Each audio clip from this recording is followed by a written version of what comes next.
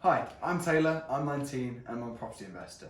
Today I'm going to share with you how I became a property investor at such a young age and how you can too. Please remember to like and subscribe to our video and I hope you enjoy.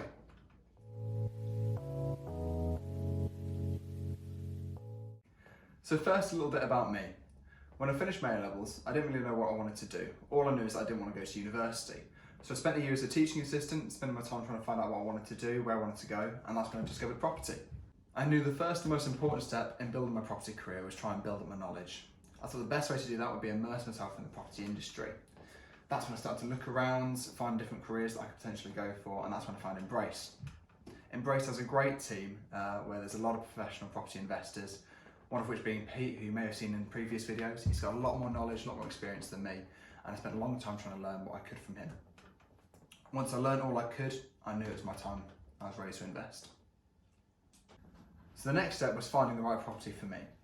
I knew to do that I'd have to overcome a lot of different obstacles, certain challenges that might have come for myself that may not come for someone that's already got a portfolio or is slightly older, but I was determined to try and overcome them, and I thought one of the best ways of doing that would be to try and build connections.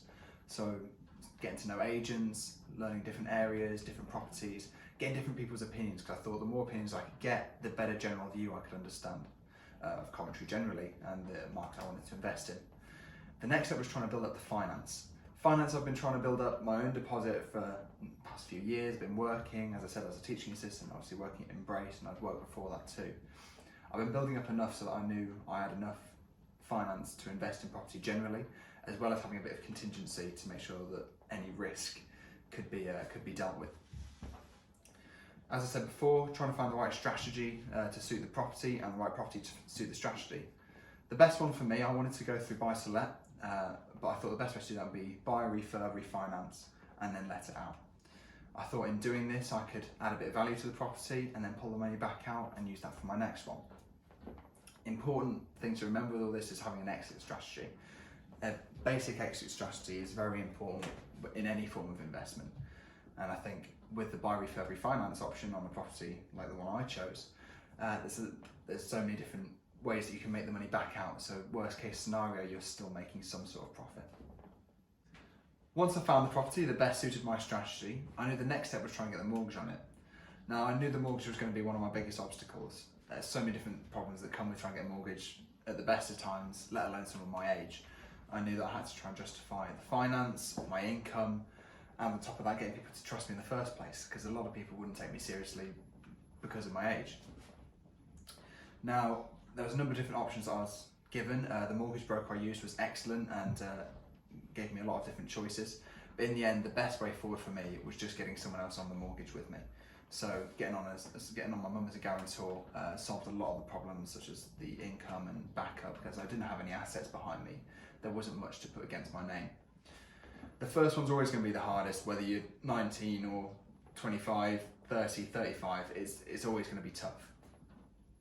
But once you've broken through that barrier and gotten your first one over the line, lenders take you a lot more seriously and are much happier to invest in you in the future.